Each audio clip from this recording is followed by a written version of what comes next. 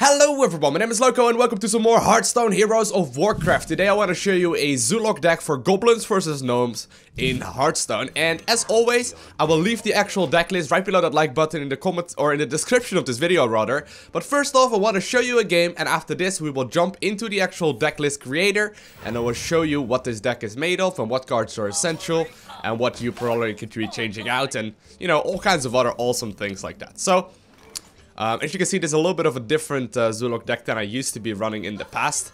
But hopefully I'll be able to show you a quick Zoolock game right here.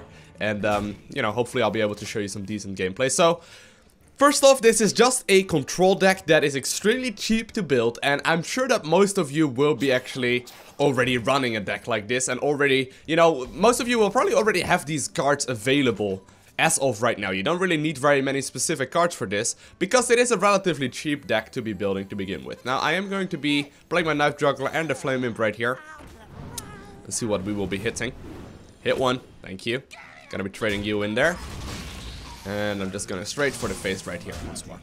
Now, the strength of this deck is that you have all kinds of little creatures, and most of the time when your opponent manages to clean your board up, you will simply be able to just, you know, put down a whole lot of else or a whole lot of other minions once again. And obviously with the hero power, the life tap right here, you will be allowed to, you know, draw a lot of cards very early on in the game. Now, this is a good example right here of the strength. We can play the Sea Giant already, and that's pretty cool. That is pretty cool. Gonna be trading the Flame Imp in there. And I'm actually also going to be trading him. Then I'm going to go straight into the face. So right now, turn 4, we already have the 8/8 Sea Giant out on the board. And this is actually a nice little addition. Now, there's only a couple, there's actually only 2 Gnomes versus Goblins cards in here. There's a whole lot of Classic and Naxxramas cards. But we got the Imp-losion right here. And it deals 2 to 4 damage to a minion. Summon a 1/1 Imp for each damage dealt. And it's great. It's really, really good. I could actually show you it right here, I think. It's actually not the best play. Well, I could still do it, I suppose. With the Knife Juggler, it's pretty sweet. Alright, let's just do it. Just for, you know, just for showcase sake. Right now I hit 4, which means that 4 imps are gonna spawn. And they're all gonna go straight towards the face because of the Knife Juggler combo. And obviously the fact that we are running so many little minions means that we are able to, you know, very quickly synergize all these minions together. And I gotta be honest, this is actually a really sweet game so far. Not really having any issues, and there we go. My opponent decides to leave the game. So very quick victory right there. And that is another characteristic of this deck. It means that, you know, oftentimes you will end up having a victory before like the 5 minutes have passed. In this game, it is no other as well. So let's have a look at the actual deck list. So there's a couple of cards in here that are absolutely crucial and a couple that I would say you can leave out. So let's first off go over the crucial cards that you would definitely need if you gotta build any kind of Zoolock deck. Obviously there are some minor adjustments you can make in those as well, but I would say those are like the basic cards that are necessary. So we got the double Abusive Sergeant, Flame Imp, Leper Gnome, Undertaker, Direwolf Alpha, Haunted Creeper, Knife Juggler, Nerubian Egg, Harvest Golem, Dark Iron Dwarf, and the Doomguard. I would say those cards are pretty much mandatory for this deck. And obviously that means that there are also a bunch of cards that you can be messing around with if you want to. So the Power Overwhelming is not necessary. I would also say that the Voidwalkers are not necessary. The Echoing Ooze right here that I got a single one of is not necessary either. Imp-losion, you could be switching this one out, but I find it extremely strong in this deck. Defender of Argus, I would probably leave it in, but if you don't have, you know, if you don't have the other cards, or if you don't have it, you can leave it out if you really want to. And then obviously the Sea Giant is also not a mandatory card. Now, obviously, you know, you might not have all of these cards. So what could you be supplementing all of these cards for? Well, first off, a good addition, I suppose you could say, is just like a second Defender of Argus if you end up having that one, or a second Echoing Ooze if you have that one. Another great card would be Soulfire. Now, Soulfire did get a nerf recently, you know, because it now costs 1 mana. It used to actually cost 0 mana. But, you know, it's still a pretty sweet card. Same goes for Mortal Coil. Mortal Coil is also a great card that you can be using in this deck if you want to.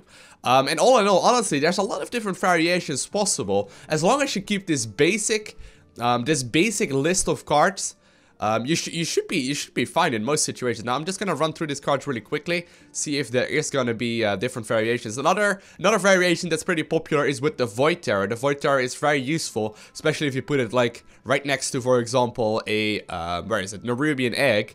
You can get a lot of value out of the Void Terror. And some versions even run the Hellfire, but I personally am not the biggest fan of that. Now, other than that, over here there aren't that many cards that we want to be running. Argent Squire is something that we saw a lot in the past in Zoolock decks. Nowadays is, you know, basically the supplement with better cards. But some variations will, instead of run the Voidwalker, they will be running double Argent Squire. Or maybe even a double Lockwork Gnome right there, which would also be a pretty good addition. Other than that, yeah, there's just a whole lot of different cards that you can really be supplementing them in. In the past, we should also see Shield Bearers and Young Priestesses, also great additions to this deck. But once again, they've basically gone out of fashion a little bit now that there are better cards available. Especially after the Curse of Naxxramas. Zombie Chow is pretty solid as well in the deck. Way back in the day, we would even see the Swamp Oozes in there. Well, you know, is there anything else? Well, you can also be running an Ironbeak Owl. So, you know, basically what I'm trying to say is that if you are having, you know, not all of these cards and you can't run all of them, feel free to supplement and see what you need and what you find very useful. I gotta be honest though, this is by far the nicest deck list that I have come across and that I enjoy playing a lot. Now, a couple of little tips. Earlier on in the game, when you are mulliganing,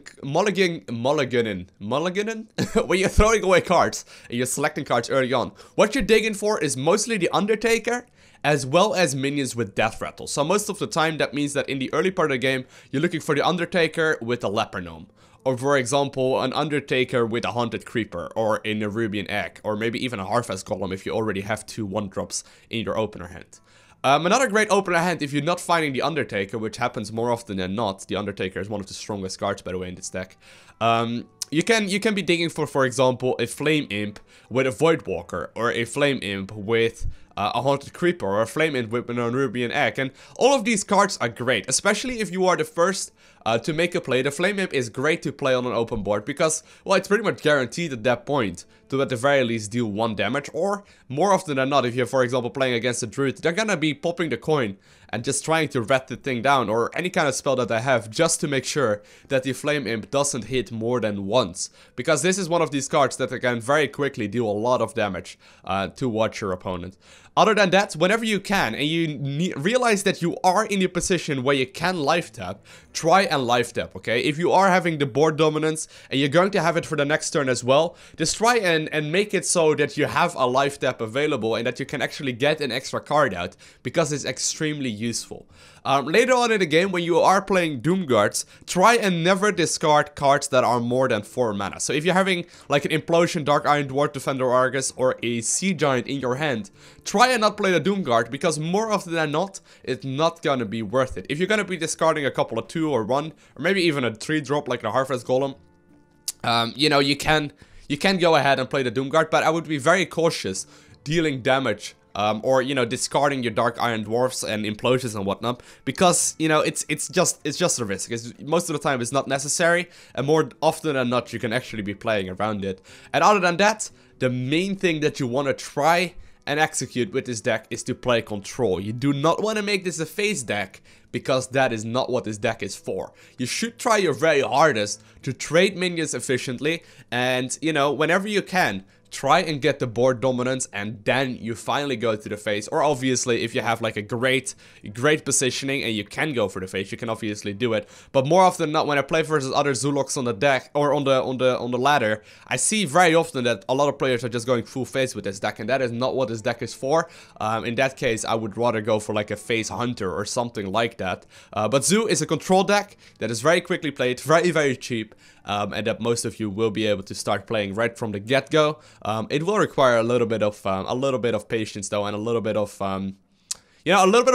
you know, a bunch of games at the very least to start understanding the nice little subtle characteristics of this deck. Now, other than that, if you enjoyed this video, hit that like button. If you want to see more, hit that subscribe button. And I want to thank you guys all for watching. Have an amazing day. Do not forget to smile, and I'll see you in the next one.